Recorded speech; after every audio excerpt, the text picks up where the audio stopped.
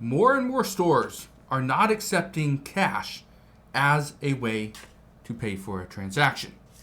That is becoming a huge issue. Now, you may remember this. You may remember when I said that these bills were going away. Look at this. Dollar Tree announces it will not accept these dollars starting in December. This was December 2024. You may remember that. Or, what about this one right here? Goodbye to these bills. Walmart announces it will not accept these dollars in April of 2025. Now, I was saying before that ripped, wet bills with edges missing, bills that have too many creases in them, they won't accept it.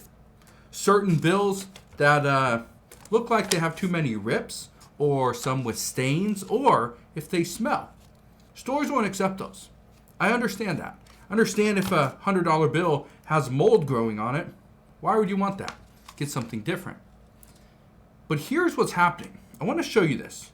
Okay, and then I want to read you some comments that I've received. Look at this right here. This is a picture I took. This is from the Plato's Closet in here in Tequila, at South Center. And it says, we'll read it together, Plato's Closet. We apologize for the inconvenience, but we are no longer able to accept older $150 bills. Thank you for understanding. That's in Spanish. Now, what is considered an older $100 bill? Now, you can see it right here. You can see this $100 bill. This is a sign. This is not real money. It's fake. Looks like it's ripped right here. Looks like there's some creases in it right here and right here. All right, a little bit faded. Okay. Now, excuse me. This is why I'm bringing this to your attention. Okay? These bills, it should be legal tender. Right? They should be legal tender.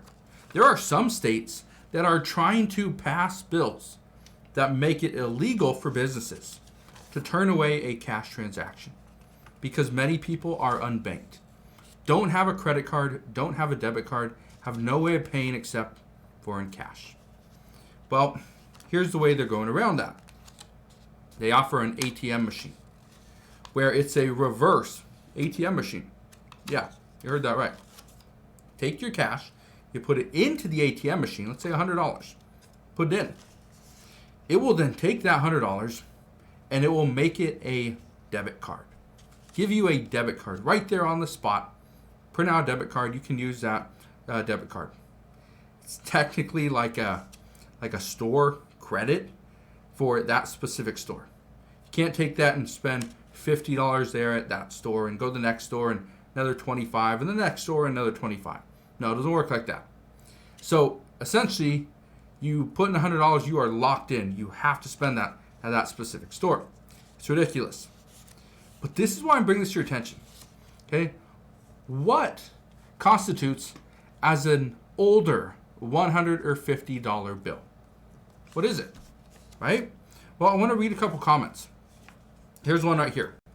This person wrote to me and said, and I've done several videos on this over the past several months. If you want to go and read more of these comments, go to one of those videos, and some of them are just absolutely insane.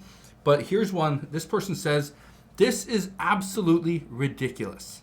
I tried paying with a $50 bill at Target, and the cashier told me that they don't take old bills. I told her that this bill couldn't be any more than 20 years old, and she said, that is almost older than I am. Sorry, I can't accept it. What constitutes as an older bill? Just like here at Plato's, right? What is an older $50 bill? What's an older $100 bill? And is there a difference? Right? Is there a difference?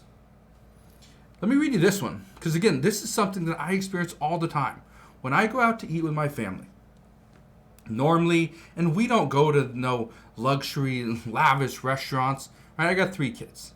Right? It's very, very plain, very basic. Listen to this. This person wrote, and I quote, "Why won't stores accept $100 bills anymore? I don't see the point of having $100 bills if we can't use them in a store. But to prove how insane it has become, my family and I went to dinner last night, and our bill came to just under $200. It's pretty much on par with my family as well. I paid with two $100 bills and a 50 for a tip. I know. It was a very generous tip, but the girl earned it.